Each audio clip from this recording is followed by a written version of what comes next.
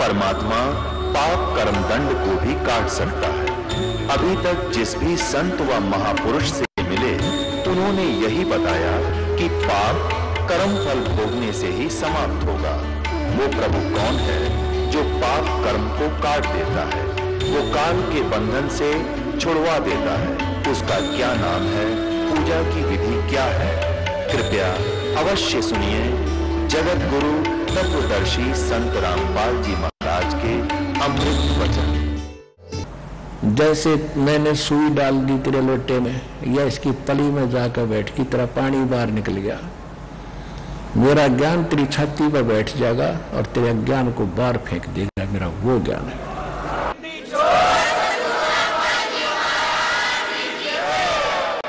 तो कहने का अच्छा ऐसा है कहा। अब ये सुन के कि कोई विद्वान आया है, कबीर जी के साथ खसने वाले कोई ना कोई आ ही जाते थे, लेकिन ये कुदरती बात है, घर का जोगी जोगड़ा हर बार का जोगी सिद्ध। अपने कॉलोनी में रहने वाले परमात्मा को तो उन दुल्हाओं ने कोई मैं तो नहीं दिया, लेकिन बाहर का आने वाला होता था, जो देखते थे कि आज वो कबीर को हराएगा, खुश होने के लिए बैठ जाते थे, देखने के लिए। अब जब सर्वानंद जी बैठ गया, अपना ले रहा था सात में गुच्छा बिछा के अपना सोच कपड़ा, और श्रोता दुल्हे आस पास बैठ गए सारे देखने खाते आज क्या बात बनेगी। तो सर्वानंद जी ने कहा कि प्रसन्न करो, कबीर जी से कहा प्रसन्न करो। परमात्मा ने कहा कि कौन ब्रह्मा का पिता है, कौन विष्णु की मां, शंकर का दादा कौन है, सर्वानंद देवता।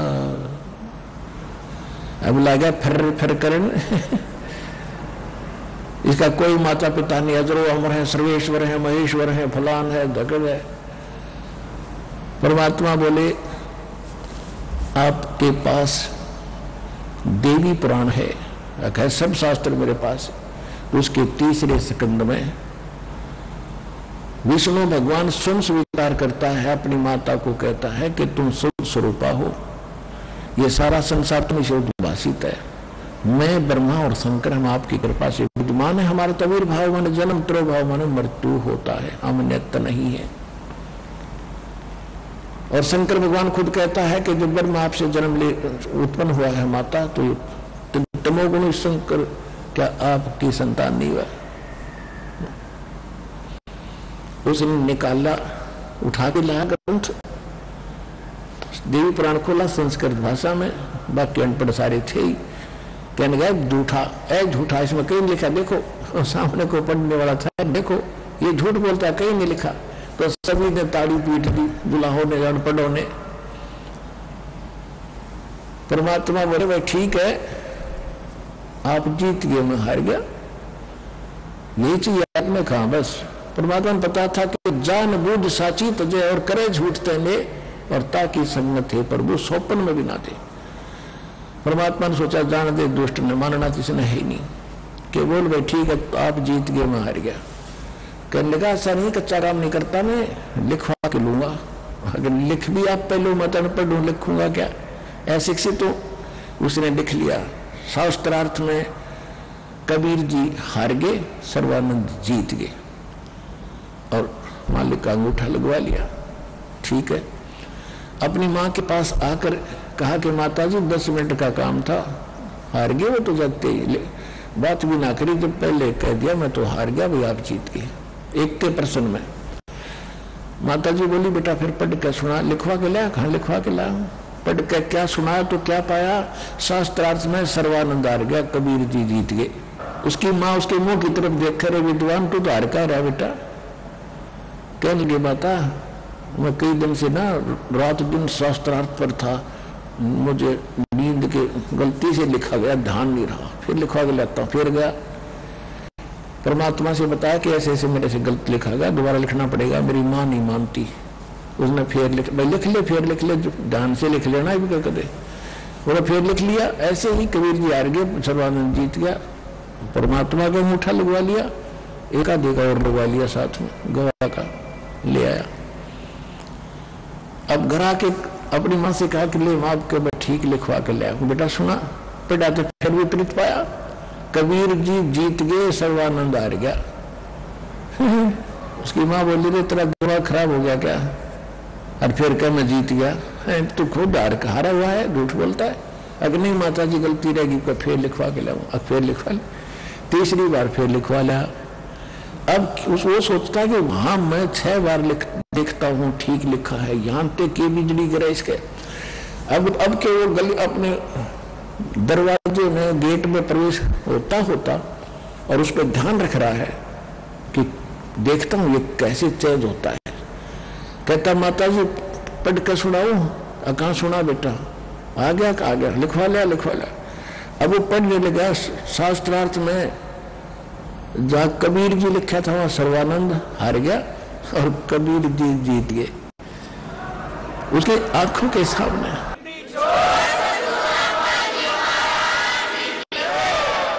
सर्वानंद की आंखों के सामने अक्षर चेंज हो रहे हैं और फिर ये पढ़कर बैठ गया, कलेजा पकड़कर वहीं का वहीं। आंखों के सामने अक्षर चेंज हो गए। तो हम ज्यादा इस बात में पसंद कर रहे हैं। अब कबीर साहब से धर्मदास जी कह रहे थे कि भगवान ये लोग तो ज्यादातर चमत्कार को मानते हैं, आप कोई चमत्कार कराया करो। परमात्मा बोले भाई जो चमत्कार करता ना वो संत नहीं, वो तो ढेड आदमी, निकम्मा आदमी होता है। और जिससे चमत्कार ना हो वो भी संत नहीं। बता संत कभी नहीं कहता जा तेरा कर दूंगा, जो तेरा हो जाएगा, तेरा नाश कर दूंगा, तुम्हें फलाना दे दूंगा। नहीं, संत साधना बताता है, सत्य साधना कर देता है और उससे अपने आप चमत्कार होंगे। एक नहीं 100 होंगे। वो करते नहीं, अपने आप होते हैं। संत ने जिसे चमत्कार नहीं हो।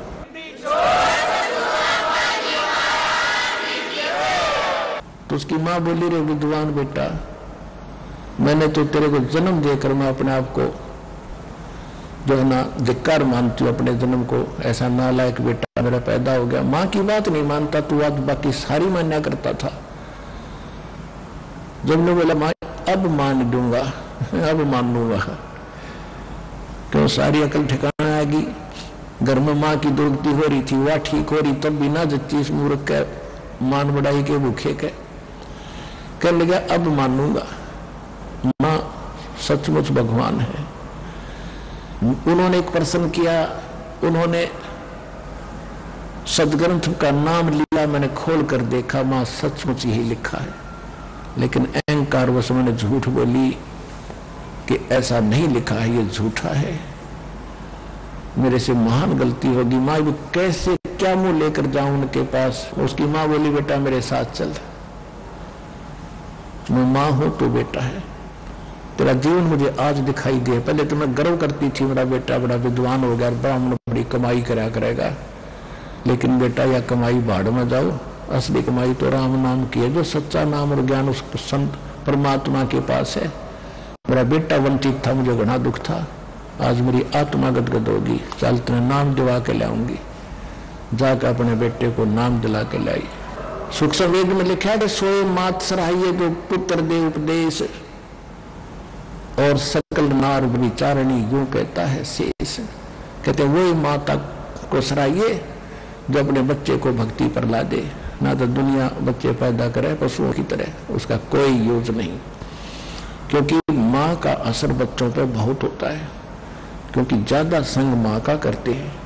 इसलिए माता जैसी भक्तिनी माँ होगी तो बच्चों पर भक्ति का असर गिरेगा, कुदरती होता है।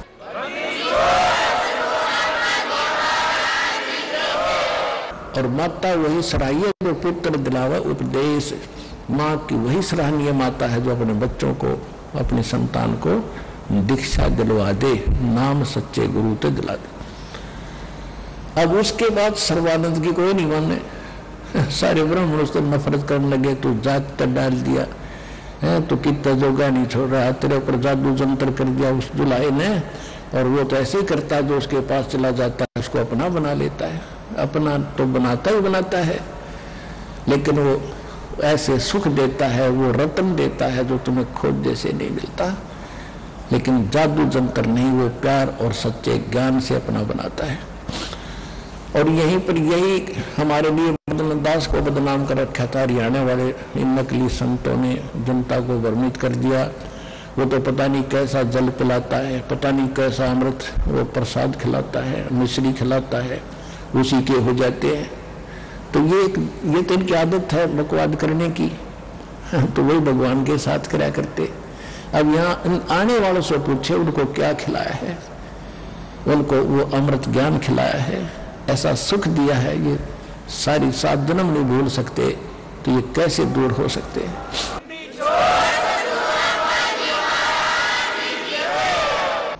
तो इस प्रकार परमात्मा ने उस शारदा को और शारदा के परिवार को सुखी किया। और सर्वानंद ने त्याग दी सब बकवाद के। सचमुच में तो जीवन नाश कर रहा था। ये फोकट की महिमा बनी हुई थी, ये 2 दिन की विद्युता थी। मृत्यु के उपरांत को एक नहीं पूछने वाला पता नहीं कहाँ जन्म होता। तो इस प्रकार परमात्मा जब आते हैं तो ऐसे अपने भक्तों को, अपने बच्चों को अपना ज्ञान कराते हैं, अच्छी आत्माओं को मिलते हैं। तो परमात्मा ने कहा कि संसार के अंदर यदि आप जीने अच्छी तरह जीना भी चाहते हो तो मेरे गाइडलाइन के अनुसार आप चलो। जो मैं बताता हूं ऐसे अपने आप को ढालो और फिर देखना उस मालिक की मौज कैसी होगी। साई इतना दीजियो जा में कुटुंब समावे, हम भी भूखे न रहे अतिथि न भूखो जावे।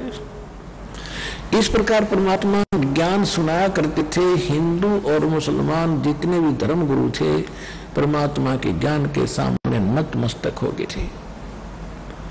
अब समाधान इतना सुख देते थे, दुनिया गुण गाती थी, ब्राह्मण रोकते भी थे, तुम कहाँ जा रहे हो दुल्हे के पास ब्राह्मण होकर के। बहुत से ब्राह्मण दुखी भी उनके शिष्य हो गए थे। ऐसे मुसलमान भी आते थे, उन्होंने वो नमाज आदि करना बंद कर दी थी, तो वो मुसलमान उन मुसलमान बच्चों को दुखी करते थे जो भगवान के शिष्य हो गए थे। तो उन्होंने सोचा कि ये न तो मारने से मर रहा है। कबीर साहब को बहुत बुरी तरह यातनाएं दी थी। एक झेरे कुएं में डाल दिया, 150-200 फुट गहरा कुआं था, उसमें जल नहीं था। उसके अंदर डाल के ऊपर से छड़े, कंकर, मिट्टी, गोबर, गारा ठोक दिया ऊपर तक। और सिख तकी और साथ में अन्य मुसलमान बड़े खुश हुए थे कि हमने खत्म कर दी इसकी लीला। जब वो सिकंदर लोधी के पास पहुंचे ये बताने के लिए, शेख तकी और अन्य जो उनको दबा कर आए थे सैकड़ों की संख्या में, सिकंदर लोधी के पास गए कि आपका भगवान की अहिलीला हमने खत्म कर दी है, वो मिट्टी में दबा दिया है, खत्म हो गया तेरा अल्लाह। सिकंदर लोधी ने कहा कि आप किसकी बात करते हो? कि तेरे कबीर अल्लाह की, नानक की, दुल्हे की, कि वो बैठा मेरे कमरे में। उनको बुलाकर दिखाया, भगवान वहीं बैठे थे।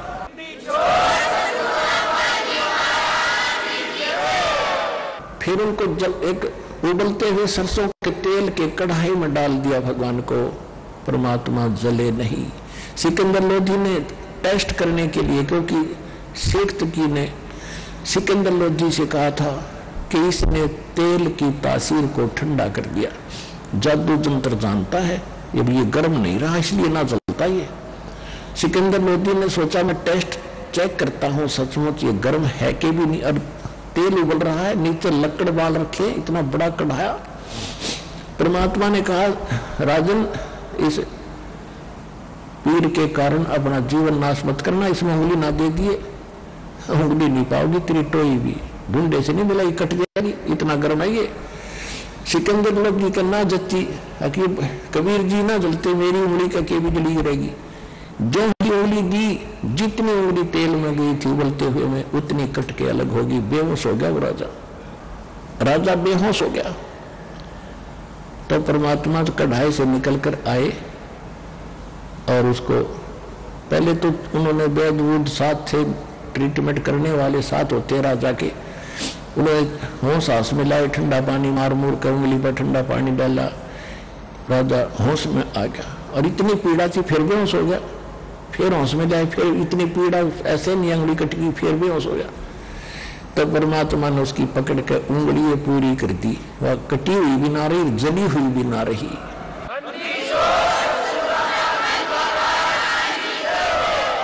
अब तो सिकंदर लोधी खड़ा हुआ है, सीने से लगाया सबके सामने भगवान को। और उसमें उपस्थित हजारों की संख्या में जो देख रहे थे भगवान को कि नहीं मरा नहीं जला, हजारों की संख्या में दीक्षित हुए, नाम लिया, जय जयकार करी कबीर भगवान की।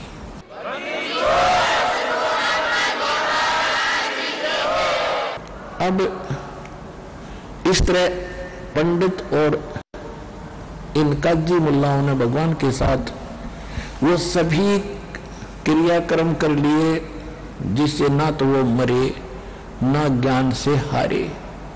तब उन्होंने एक स्कीम बनाई कि इसके नाम से झूठी चिट्ठियां डाल दो ऋषि में जितने भी मंडलेश्वर साधु संत डेरिया वाले उनको, और ये खाना खिला नहीं पाएगा, 3 दिन का भंडारा लिख दो।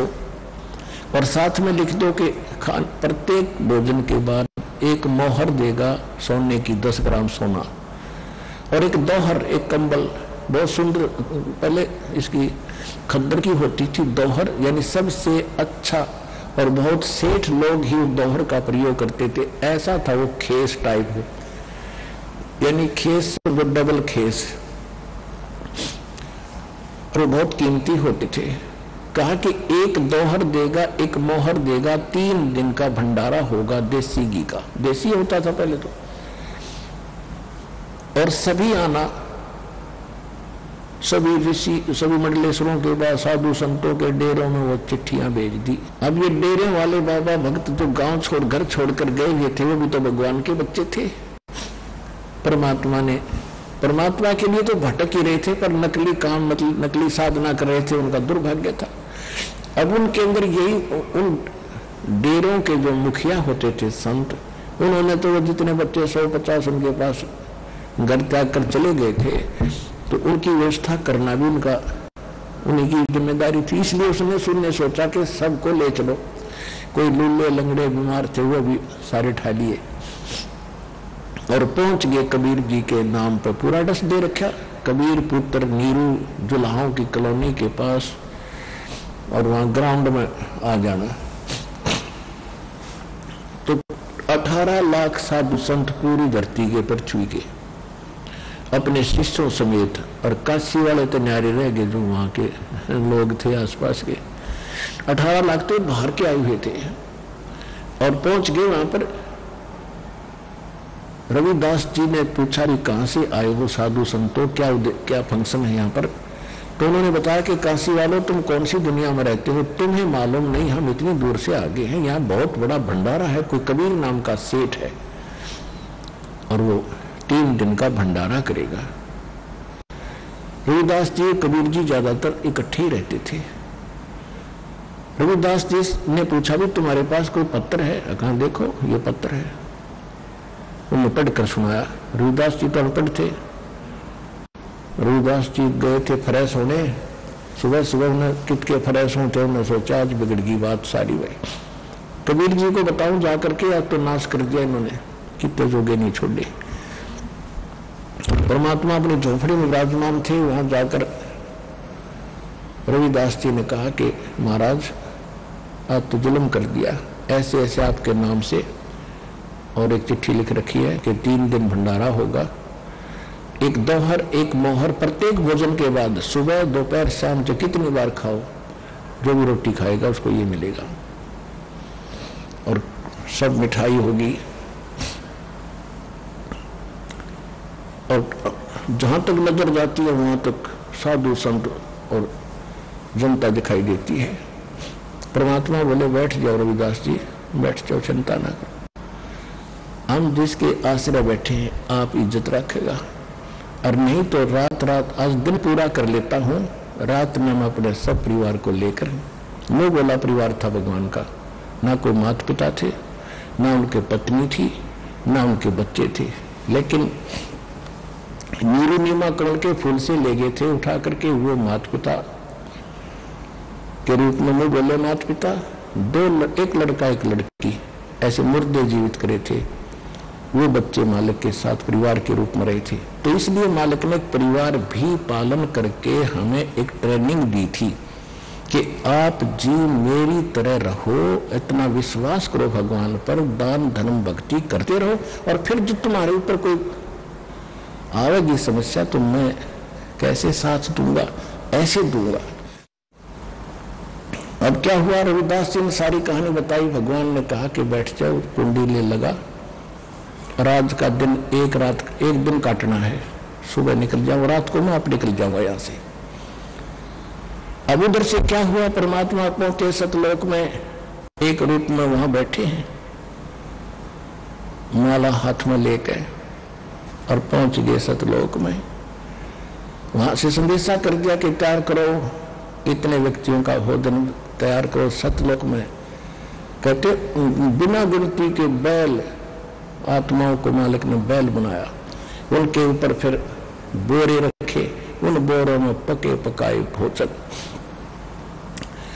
उसमें एक बंजारा होता था, बंजारे होते थे जो बैलों पर सामान रख कर ट्रांसपोर्ट करा करते थे। कहीं से खांड भर लाते, दूसरी जगह से बाजरा ले आते, ऐसे वो अपना ट्रांसपोर्ट करते थे। बिजनेसमैन थे, उनको बंजारा कहते थे, बिजनेसमैन यानी व्यापारी लोग ऐसे करते थे। तो उस एक अपना ही दूसरा रूप बनाया कबीर भगवान ने, केशव नाम रखा बंजारे का, और 9 लाख बैलों के ऊपर 18 लाख व्यक्तियों का सामान बनाया सतलोक से लेकर एक पलक में पृथ्वी पर आ उतरे।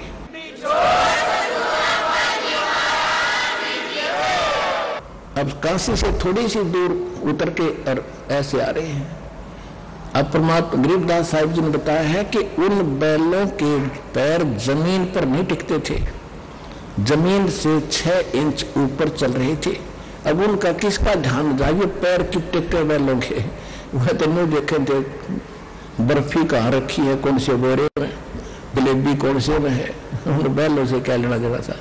और साथ में फिर सेवक आए थे सतलोक से ही, सेवादार यहाँ सेवा करने वाले, वो और न्यारे थे। आकर मिनटों के अंदर टेंट लगा दिए, मैट बिछा दिए, और भंडारे की आवाज लगा दी, क्या हो साधु संतो भोजन खाओ, कबीर भगवान की तरफ से भंडारा तैयार है। हो गया शुरू।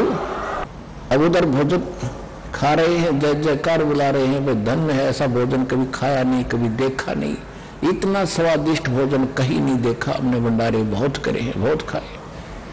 उधर से शेख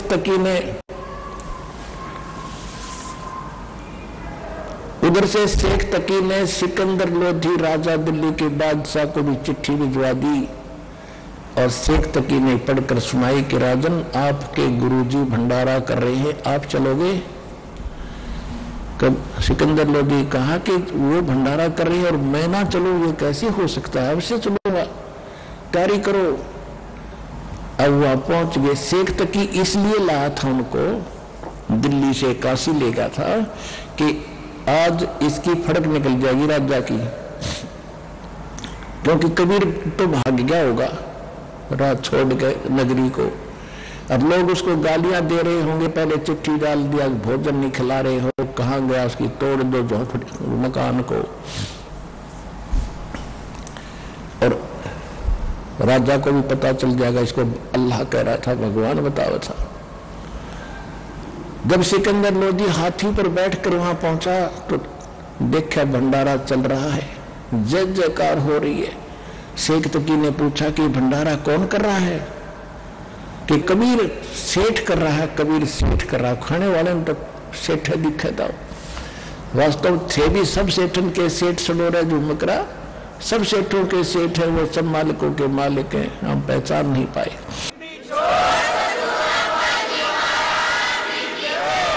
तो सब कहने लगे कबीर जी कर रहे हैं, कबीर जी भंडारा दे रहे हैं। सिकंदर लोधी ने पूछा कि कबीर जी कहाँ हैं? कि वो बैठे, हम ये तो मालूम नहीं कबीर जी कहाँ हैं, पर एक स्तंभों में बैठा एक व्यक्ति, वो सब अरेंजमेंट वो कर रहा है। दूसरा रूप बना के केशव नाम के बंजारे का एक अलग से टेंट में भगवान बैठे। सिकंदर लोधी शेख तकी वहां पहुंचा, सिकंदर लोधी ने पूछा कि आप कौन हैं, आप क्या लगते हो नाते में कबीर जी के। उसने कहा, केशव ने कहा कि मैं कबीर जी का पगड़ी बदल मित्र हूं, यार हूं। और उसने मेरे पास एक संदेशा भेजा था कि मित्र एक छोटा सा भंडारा करना है 3 दिन का, ये आइटम उसमें भंडारे में दान करने हैं, आप कुछ सामान लेते आइएगा। अब शेख तो की ताकि फटी फटाई रहेगी कि इसने छोटा सा भंडारा कहते हैं लाखों लोग जीव रहे हैं। सिकंदर लोधी ने पूछा कि कबीर जी कहाँ हैं, कि कबीर जी अपने विश्राम करें, अपने घर पे बैठे। क्या आए नहीं वो, क्या आएंगे भी, कब आएंगे? सिकंदर लोधी ने पूछा। केशव ने कहा कि वो मालिक के मर्जी के मालिक है, रजा होगी तो आ जाएंगे, उनका दास जो बैठा है उनको क्या आवश्यकता आने की। सिकंदर लोधी की तो गद गद आत्मा होगी। और शेख तकी की मासी मरगी कि वो तो न्यू लाया था श्रृंगार का राजा ने, आज ये तेरे साथ पूरा हो जाएगा, वो जाएगा भाग्य। कबीर तो भाग गया होगा, इसलिए फिर मेरे ऊपर पूरा विश्वास करेगा, मुझे ही मानेगा। कहते वजीर और फकीर ये नकली, ये दूसरा निशो आया करे इनमें। तो कभी वो तो पेट पकड़ कर बैठ गया, अब जलन हो गया भाई, आज भी ना भाग गया। तो उधर से सिकंदर लोधी ने कहा कि मैं कबीर जी के दर्शन करूंगा। दर्शन के लिए चल पड़े, साथ में सैनिक थे और अंगरक्षक थे, हाथी पर विराजमान था। पहुंच गया कुटिया में, कुटिया के पास खड़े हो गए और उतर के नीचे सिकंदर लोधी ने जैसा भी खटखटाया दरवाजा परमात्मा की कुटिया का। रविदास जी कहने लगे कि महाराज जी ये तो आगे लिखा है यहाँ पर भी। परमात्मा बोले बोलो मत, अपने भजन कर रविदास, दरवाजा नहीं खोलेंगे और आप पर चले जाएंगे कुराड़ पीट के। सिकंदर लोधी ने कहा कि हे कबीर जी, हे भगवान, राजा दरवाजा खोलो।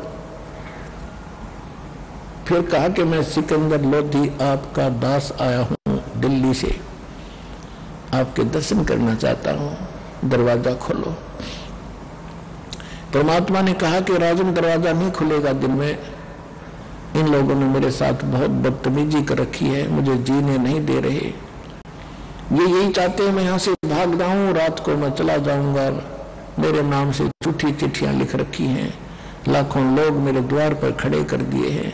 मैं गरीब आदमी अपने बच्चों का मुश्किल से कपड़ा बनकर गुजारा कर रहा हूं परिवार का। हे भगवान, मैं कैसे उनको खिलाऊंगा, मेरी तो बेइज्जती कर दी, मैं तो जाऊंगा मुंह कैसे दिखाऊंगा। अब सिकंदर लोधी कहने लगे भगवान आप मुझे नहीं बहका सकते, मैं आपको समझ चुका हूं। आपने क्या रंग लगा रखा है, वहां जाकर देखो दाता, जय जयकार हो रही आपकी, आपने ठाठ कर रखे है, आपके नाम से भंडारा चल रहा है।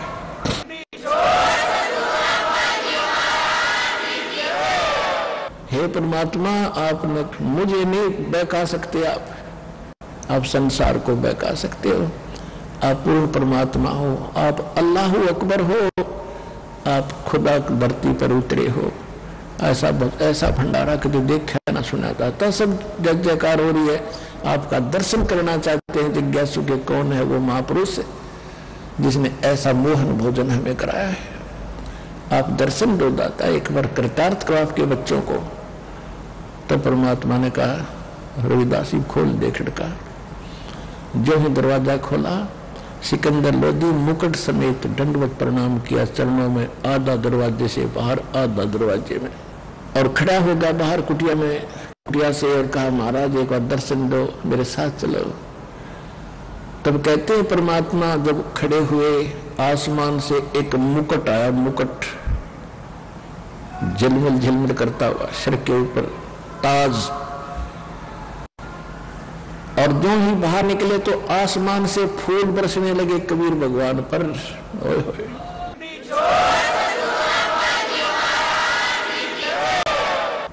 सिकंदर लोधी ने, रविदास जी चंवर ले रहे थे क्योंकि वो तो पक्के सेवक थे उनके।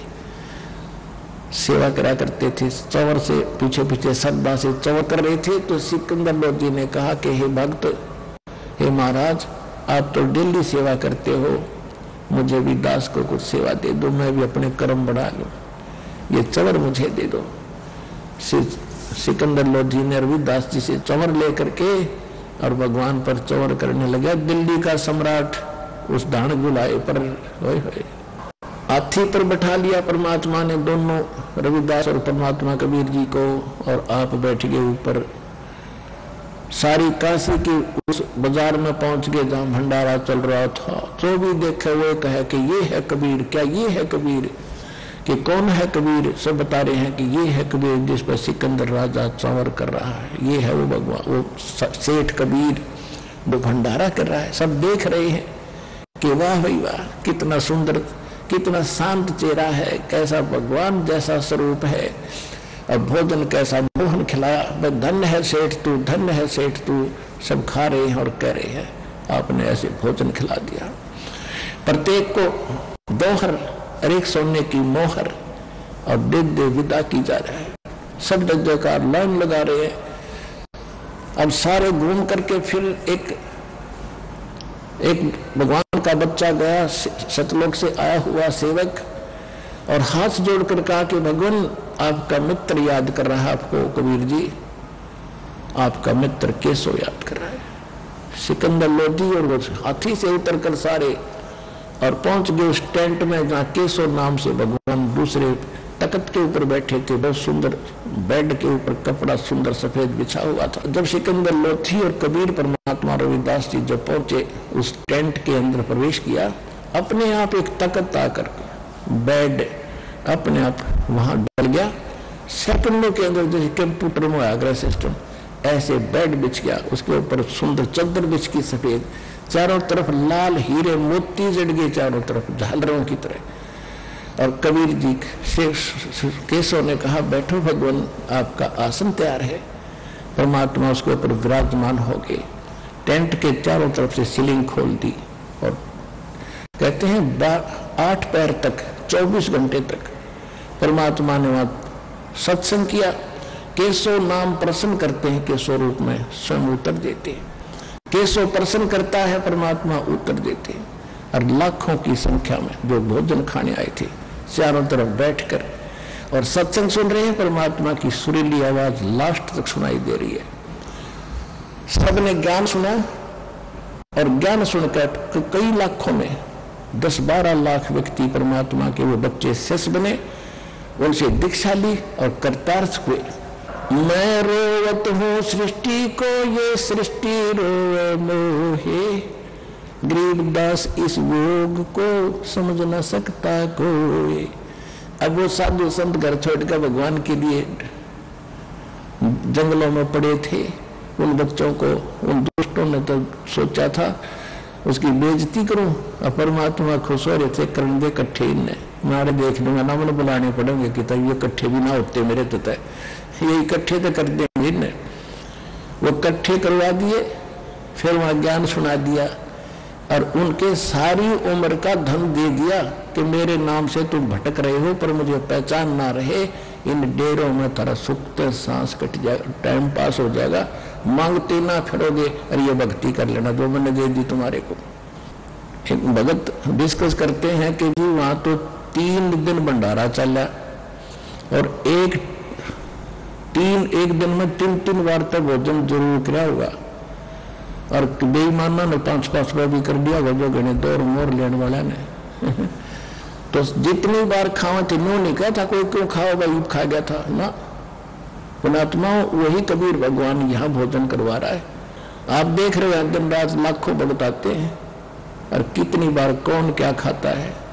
बाप कभी अपने बच्चों से कहता तो क्यों खा रहा है इतना, कितना खा, तेरी खातिर खुला दरबार।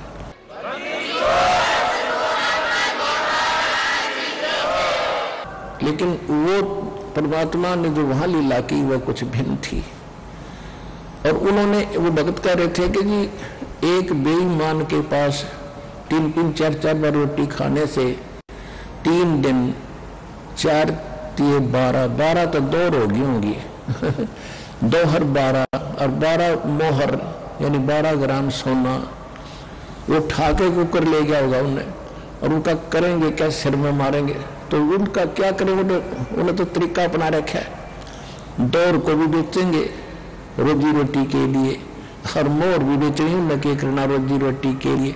तो परमात्मा ने उनके जीवन का धन दे दिया और नाम दे दिया भक्ति का। तो पुण्यात्मा उन में से हो तुम, आज ये 64 लाख में से उदाहरण लाग रहे। जब वो चलने लगे 15 मिनट में 10 मिनट में टेंट फाड़ के आ रहे थे सेवक सतलोक बच्चे आपके भाई बहन, मिनटों में इकट्ठे करके बैलों के ऊपर धर के और चलते कर दिए। परमात्मा केशव बोला भी चलो मैं आ रहा हूं, ले चलो काफिले को। जब वो निकलने लगे दरिया को पार करके, गंगा फुल बची ऊपर तक, फुल दरिया एकदम 6-6 इंच पानी रह गया उसमें जल, और सब जब निकल गए ना परली साइड में, वो फिर भरकर चल पड़ी। कोई उधर देख रहा था, वो क्या होगा, गंगा इतनी डाउन कब कैसे कभी नहीं मारती। कुछ देर के बाद वह फिर ऊपर ना आ गई, वो तो बात भूल भाल गया। अब वहां केशव खड़ा, कबीर परमेश्वर खड़े, सिकंदर लोधी खड़ा, शेख तकी खड़ा। अब शेख तकी क्या कहता कि चलो रागन सिकंदर बादशाह, चलो अपने वहां चलेंगे दिल्ली में, ऐसे 100 भंडारे कर दे। इसने तो महोत्सा सा किया है, ये कोई भंडारा था इसका। अब सूक्ष्म वेद में गरीबदास जी ने कहा है, पुणात्माओं महोत्सा क्या होता है और यज्ञ जौनार क्या होती है। महोत्सा तो उसको कहते हैं जैसे किसी ब्राह्मण ने बता दिया तेरा पुत्र मर गया और उसकी ये क्रिया कर दे तो बात बने, नहीं तो दुखी हो रहा है, इतने कपड़े ला दे, इतने फलानी चीज लाए, तो वो नकली सा सौदा ला करे और दुखी होकर रोता हुआ सा टाइम पास करने के लिए पैसा लगाता है कि किसी तरह एक बार यू हो पीछा छूटे। और एक किसी का लड़का हो जा कई वर्षों के बाद, फिर वो खुले दिन पे जौनार जग करा करता, जग, तो वो खुले दिल तो पैसा लगाता है, कोई कुछ खाओ, खुशी का ठिकाना नहीं है। उसको जग जौनार कहते थे, जीवनार, जग जीवनवार, जौनार मानो जीवनवार, तो उसको तो कहते हैं जीवनवार जौनार यानी जग जौनार। और उसको कहते महोत्सा, जो किसी के मरे हुए पर रोता हुआ आदमी दुखी मन से करता है, कंजूसी से रखता है। तो क्या कहते हैं गरीबदास जी कि कोई तो कहे जग जौनार करी है और कोई कहे महोत्सा, और बड़े बड़ाई करा करें ये गाड़ी काटे ओछा। कहते हैं ऐसे भंडारे को देखकर, और सभी तो नु कह रहे थे ऐसा भंडारा कि तो देखा ना सुना, ऐसा भोजन, ऐसी व्यवस्था और ऐसा दान किया। और शेख तकी जलता भुनता ईर्षावश कह रहा था इसने क्या करा, तो महोत्सा किया है, महोत्सा हम 100 करते हैं ऐसे ऐसे। तो गरीबदास जी कहते कोई कहे जग जौनार करी, कोई कहे महोत्सा, और बड़े बड़ाई करा करें ये गाली काटे ओछा, ये ओछे लोग बिसराया करें ऐसे पुण्य के कर्म को। तो उसी समय जब ये बात शेख तकी ने कही, पीर ने, मुसलमान पीर ने, उसकी जुबान का ताला लग गया, जीभ को अधरंग मार गया, गूंगा और सुनने से बहरा हो गया। भगवान ने नहीं किया, भगवान करते तो उसको पहले ही कर देते, उसने तो पता नहीं कितने कुफर तो लेते, उसके कर्मों ने मार कर दी, मर गया। फिर वो तड़प कर भगत का शेख तकी गूंगा और बहरा होकर जीव को अधरंग मार गया। वो तो है एक पासे। अब क्या होता है कि सिकंदर लोधी ने कहा कि हे केशव जी, आपका काफिला चला गया है, वो आपकी इंतजार कर रहे होंगे, आप गए नहीं। और फिर ये देखा कि कितनी दूर चला गया होगा, सबने देखा, दरिया पर खड़े थे, साथ में हो रहा था सत्संग भंडारा, तो देखा भी काफिला 9 लाख बैल, इन थोड़े की तक माचिस में डाल देगा कोई डिबिया में, वो तो दूर तुम जब तो दिखेंगे, वो सामने देखा है, ना कोई बैल था ना कोई बंजारा था, वो जा चुका आकाश में, दिखे बिना जितनी दूरी पहुंच गए। अब सिकंदर लोधी ने कहा कि हे केशव, वो बैल कहां गए? केशव ने कहा कि जहां से आए थे वहां चले गए। कि कहां से आए थे? कि सतलोक से आए थे, और ये खुद परमात्मा खड़े हैं, ये कबीर जी यही सब लीला कर रहे थे। भक्तों, ये आपको भूल भुलैया कर रहे हैं। इतना कहते ही केशव भी उस कबीर परमात्मा के शरीर में देखते देखते समा गए। अकेले कबीर परमात्मा रह गए।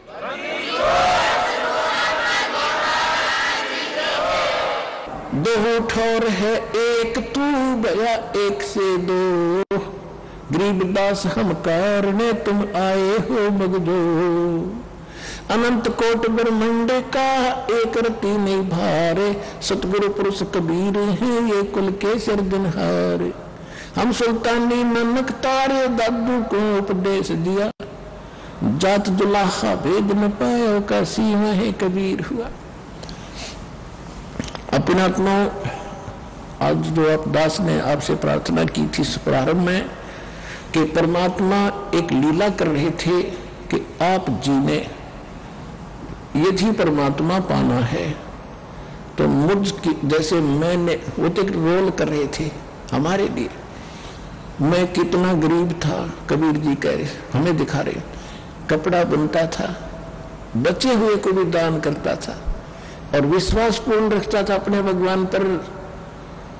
मालिक ने मेरे लिए क्या किया, यानी खुद तो थे ही वो, पर हमारे को एग्जाम्पल बता रहे हैं कि तुम भी इतना विश्वास मेरे पर करोगे तो तुम्हारे लिए ऐसे खड़ा मिलूंगा तुम्हें मैं।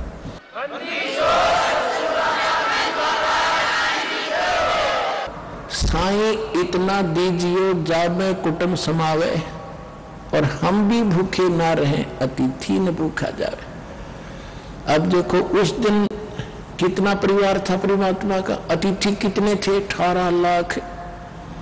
और 3 दिन मोहन भोजन, लड्डू, कचौड़ी, पकौड़ी, जलेबी, हलवे, खीर और सूखा सीधा, निखंड, चावल, मिठाई, दाल, सूखी भी ले जाओ, बेईमान थे ना, सूखा सीधा दे, सूखा भी ले जाओ।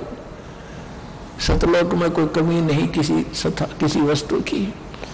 तो कहते हैं मेरे द्वार पर 18 लाख अतिथि आ गए और वो भी छिकाती है।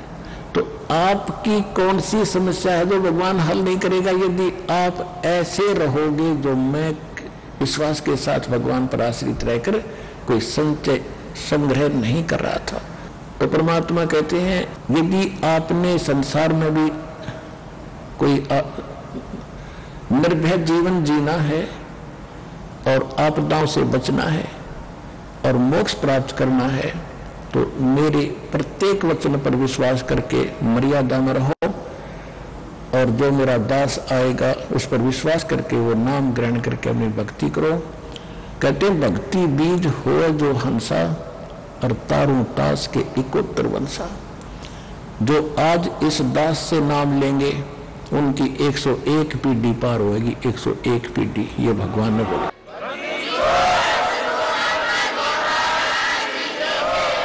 तो 101 पीढ़ी पार होगी और आपका भी मोक्ष होगा। और जिन पितरों के आप श्राद्ध श्रुद्ध कर दुखी हो रहे हो, आप भी नरक में जाने की तैयारी कर रहे थे, वो आपके पितर भी दोबारा मनुष्य जीवन प्राप्त करके आपके घरों में आके और वो मोक्ष प्राप्ति कर जाएंगे। ये सत्य मान लेना।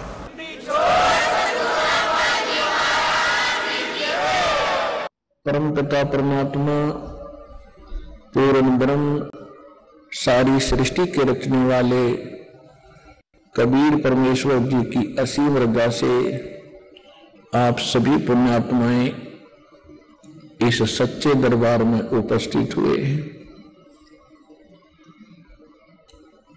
कहते हैं लख बर सूरा जोज ही, लख बर सावत दे, और लख बर यति जहान में तब सतगुरु शरणा ले। आप ना जाने कितने जन्म जन्मांतर से परमात्मा की भक्ति कर रहे हो, लेकिन किन्हीं भी कारणों से आप पार नहीं हो पाए, लेकिन फिर भी प्रयत्न जारी रहा। आप उन पुण्यात्माओं में से हैं। परमात्मा कहते हैं, जो जन मेरी शरण है ताका हूं मैं दास, गेल गेल लाग्या फिरूं जब तक धरती आकाश। आप तो एक बहुत ही अनजान अबोध बच्चे हो। आपकी आदत यहाँ के इस झूठे सुख, कोठी बंगले कार, इनके साथ खेलने की आदत आपका स्वभाव बन गया है, और इसमें करोड़ों लाखों व्यक्ति यही खेल खेल रहे हैं। आपने भी वही क्रिया फाइनल मान ली, अंतिम मान ली। आपको नहीं मालूम आपके ऊपर कितने कितने कहर टूट चुके हैं, और आगे ना जाने क्या क्या संकटों का सामना आपको करना पड़ेगा। परमात्मा हमें याद दिलाते हैं कि झूठे सुख को सुख कहे, ये मान रहा मनमोद, ये सकल चबीना काल का, कुछ मुख में कुछ गोद। अब परमात्मा हमें याद दिलाते हैं कि आप जीव असंख्य जन्मों से यहां इस काल के लोक की झूठी सुविधाओं को प्राप्त करते हुए आ रहे हो, और एक पल में छोड़कर जा रहे हो। आपके साथ ऐसी भूल भुलैया कर रखी है। परमात्मा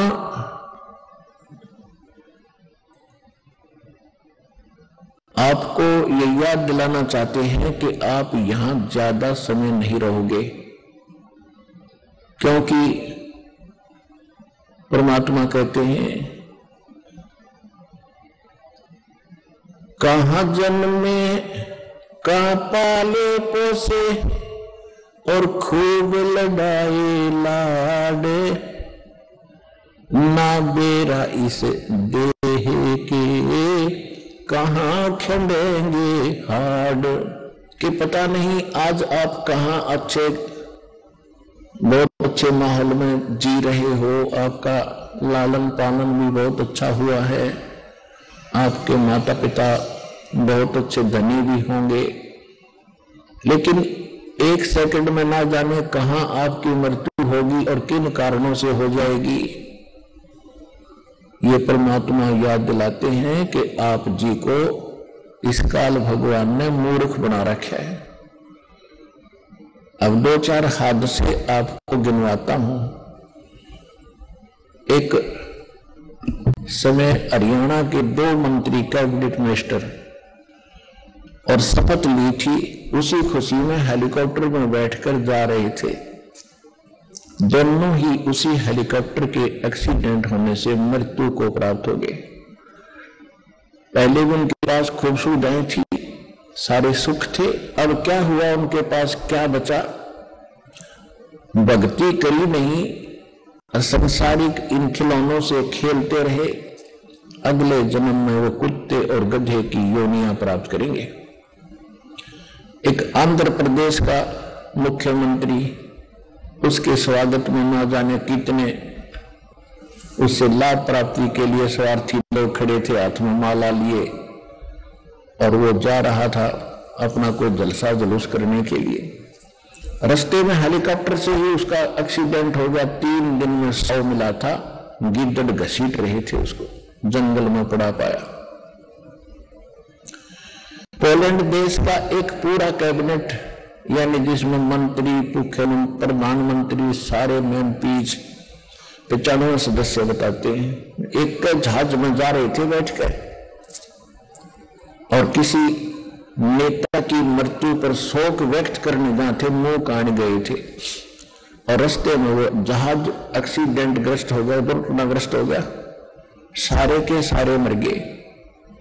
उनकी पता नहीं क्या क्या तमन्नाएं थी। तो यहां परमात्मा कहते हैं, झूठे सुख को सुख कहे ये मान रहा मन मोद, ये सकल चबीना काल का भाई कुछ मुख में कुछ गोद। इसलिए परमात्मा हमें क्या याद दिलाते हैं?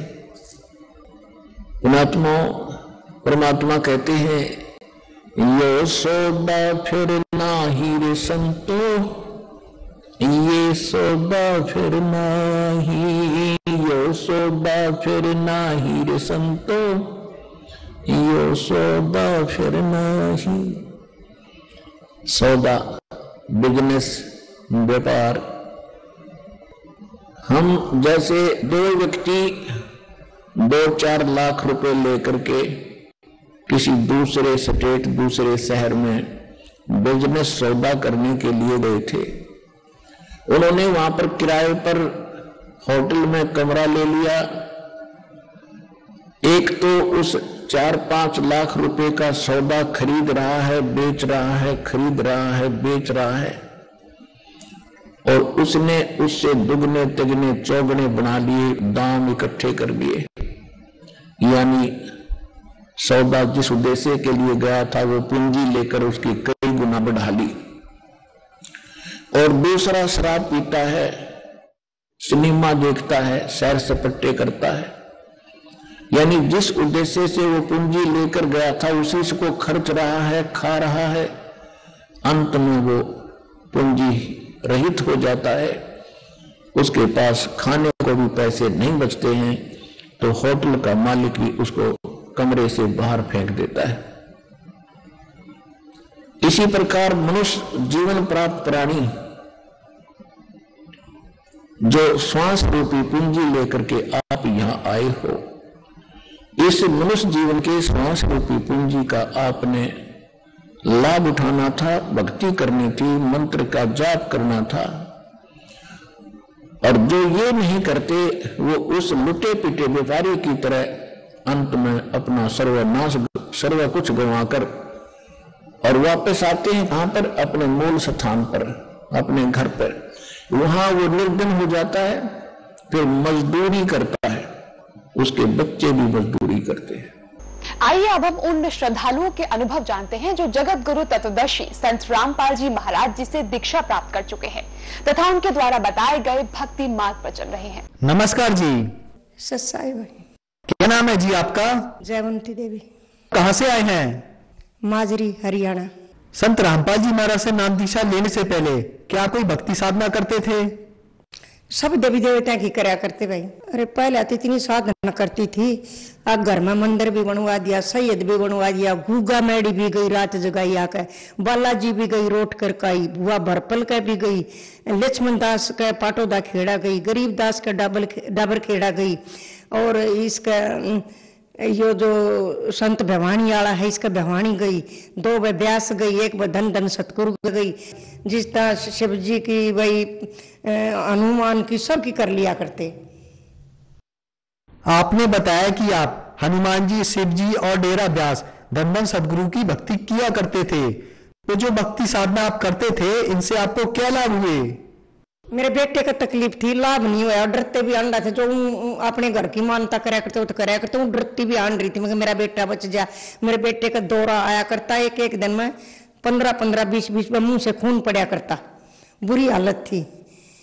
एक बेटे के घुटने में तकलीफ थी और मेरे भी अस्थमा की तकलीफ थी, और भगत जी गुजर गए थे। मैंने बैलेंस खत्म कर दिया, लेकिन हम ठीक नहीं हुए, हम बुरी हालत में हो गए। पहले जो आप भक्ति साधना करते थे उससे आपको कोई लाभ नहीं हुए, आपके बेटे की तबीयत दिन ब दिन खराब होती गई। तो फिर आपको संत रामपाल जी महाराज के बारे में जानकारी कहाँ से मिली? या एक हमारा प्लॉट था, मैंने सोची उसने मैं बना लूंगा और मैं कैसे रहूंगी अकेली। वो एक बेटा आर्मी में था, अपने बच्चों ने ले गया उधर, वो लड़के का बना था वह बहू से लड़के ने भी लेगी कि हम ठीक करावांगे, और लड़की अपने ससुराल चली गई तो मैं अकेली रहेगी। मैंने सोचा कि पैरे लग गया करते, जब डर लग गया करते वे अकेली क्यों कर रहूंगी मैं इस घर में। तो मैंने जब गढ़ागी उमेश भगत के मांगी, उमेश भगत ने कही ताई क्या की जोत लगाओ, तू क्या की भक्ति करे है ताई, एक बार करो था चाल तू परमात्मा हमारे से गुरु जी रामपाल महाराज। मैं बोली कितना परमात्मा कौन है भाई, मैं तो छकली, मैं कितना भी नहीं जाऊं। मैंने मंदिर बनाया, घर में सैयद बनाया, कोई भगवान ब्रह्मा विष्णु मेरे पास कोई नहीं आया, पितर देवता कुछ भी नहीं, मैं ना करूँ क्या की भक्ति। वो मैंने ना ताई एक बाढ़ और चाल, मैं चली गई वहां देखा, मैंने मेरा कुछ असर भी होगा लेकिन मेरे को महसूस नहीं था तेरा भी कुछ है। तो देखा, बोला ताई फार्म भरवा दूं, नाम लेवेगी, आड़ है कुछ। मैं सारे को नहीं कहा, मैं कितना कुछ को ना, कितना कुछ को ना। मैं कहा हाड़ तो बहुत भारा सकती से। बोला भारा सकती है, फिर तेरा फार्म भर दूं। मैं बोली वो किस लिए का नाम फार्म भरा जाएगा तब मिलने का। मैं कहा बोली भाई भर दे। तो मैंने गुरु जी रामपाल महाराज से नाम लिया। संत रामपाल जी महाराज से नाम दीक्षा लेने के बाद क्या आपको कोई लाभ भी प्राप्त हुए? हाँ, नाम मन लिया, दौरा मेरे बेटे का बंद होया। मेरे बेटे का जो दौरा आया करता, मुँह से खून पड़ा करता, मन ने नाम लिया, मेरे बेटे का दौरा बंद होया। तो मैंने फिर फोन करके पूछा अपनी बहू से कि लड़के की क्या हालत से, वह रहा करती साहबाद। तब उन्हें बताई कि तो एक हफ्ता हो लिया दौरा नहीं आता। तो मेरे बेटे का रहा, उसको तो कोई दवाई नहीं मिली, उसने तो कोई नाम मन ने नाम लिया था। तब परमात्मा ने यो फायदा कराया। मेरी बेटी ने भी नाम ले लिया, नाम पर बहुत कटा करते। मेरी बेटी यहाँ नौकरी लगा दी, आयुर्वेदिक हॉस्पिटल में मेरी बेटी सर्विस करने लगी। और मेरा तकलीफ थी, अस्थमे की थी, बुरी हालत थी, मैं भी ठीक हो गई। मेरे बेटे का दौरा भी ठीक हो गया और बहुत बुरी हालत थी, बैलेंस भी खत्म हो गया था। जैसे मैं कर्ज भी ले चुकी, वो तो उतरा नहीं, आगे ले नहीं पाऊँ, तो मैं बहुत ही परेशान थी। तो मालिक ने हमारा डाटा ना, हमारा सर्वे नाश हो जाता। कोई जंज वगैरह की चीज़ थी घर में, हम इन बातें न जाना नहीं करते। फिर उसके बाद में वह बहू छोटी नहीं मानी ना कुछ ना। फिर वह लड़की जैसे झूले से पड़ गई, नस ब्लॉक होगी, यादाश्त चली गई। तो उसने बेल मार PGI चंडीगढ़ ले गए, उसने नवेड़ा ले गए, उसने बेस हॉस्पिटल में ले गए। और तब वह कितना भी ठीक नहीं हुई, छत से कूद जा, चलती ट्रेन से सांपला कूद गई, पर मतलब छोटे चाटे आई, उसने होश नहीं था। फिर उन्हें परमात्मा गुरु जी संत रामपाल महाराज जी के पास हम ले गए बरवाड़ा। तो बरवाड़ा ले गए तो फिर उसकी वहाँ बेल खोल दी गई, थोड़ी बंद दीवार रात तक, फिर बेल खोल दी। वह परमात्मा 2 महीने रामपाल महाराज जी का रहे और वह छोरी वहाँ आराम हो गया। उसके बाद ठीक हो गई ना, बिल्कुल पागल थी, खड़ी खड़ी लैट्रिन बाथरूम कराया करती, सबका मारा करती, बुरी हालत थी। फिर वह लड़की भाज लेती, दीवार कूद जाती, छत कूद जाती। ईब उस लड़की ने 12वीं के पेपर दिए, उसी लड़की ने गुरु जी रामपाल महाराज ने ठीक करी सवा। तो और परमात्मा के से हमारा तो सर्वनाश होना था, ये परमात्मा से। उसके बाद में फिर मैं सेवा में नरेला जा रही थी, बुक्का की सेवा में। तब उड़े एकदम दस्त से लाग गया, उल्टी सी पड़ी। फिर बहुत भयंकर तकलीफ होगी, वे हॉस्पिटल में लेकर गए, 2 बोतल चढ़ा दी, बोला जल्दी ने दिल्ली ले जाओ, शरीर से या। तो वे IDA से नजफगढ़ ले आए, मैं नजफगढ़ रहा करती, इसलिए मेरा बड़ा लड़का बैठा था, उसने देखा कि तो मेरी ये मास है। वो लेकर नर गया, मैंने बेस में एडमिट नहीं करी, बोला जल्दी मेट्रो हॉस्पिटल ले जाओ। मेट्रो हॉस्पिटल गई, उन्होंने देख कर रेडी सी लुटा कर चादर उड़ा दी, मतलब मुर्दा कोठड़ी का लगा दी कि 20 मिनट अंतिम सांस ले रही से। तो फिर उन लड़की ने प्रार्थना करी, परमात्मा मेरी माँ मर गई, वे कौन बच जाएगी, ऑपरेशन होगा करा लो। तो प्रार्थना करने के बाद में परमात्मा ने वो 20 मिनट पूरी नहीं हुई, फिर उन्होंने एक इंजेक्शन दिया, उससे फिर मतलब सांस आता रहा, पहले साथी साथी धड़के थी। फिर उनने मशीन में दी, मशीन ने काटा कि काला पीलिया और थायराइड और सर्वाइकल और शुगर, अस्थमा, VPI और एक किडनी में डाउट, 3 वाल ब्लॉक। मैं कहाँ जीवन की थी। गुरु जी संत रामपाल महाराज ने मैं ठीक करी, मेरे तो जीवन दान दिया, वे परमात्मा रूप से। संत रामपाल जी महाराज की शरण में आने के बाद आपको बहुत सारे लाभ प्राप्त हुए। आज जो श्रद्धालु आपको देख रहे हैं, आप उन्हें क्या संदेश देना चाहेंगी? ये संदेश देना चाहूंगी, अब परमात्मा के गुरु जी रामपाल महाराज की चरणा में आओ और अपना कल्याण कराओ। ये परमात्मा का कबीर साहिब अवतार है ये। धन्यवाद जी। सच्चाई।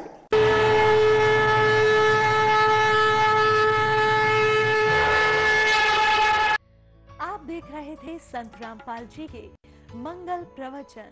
अधिक जानकारी के लिए संपर्क करें 8222880541, 8222880542, 8222880543, 8222880544, 8222880545, 7027 000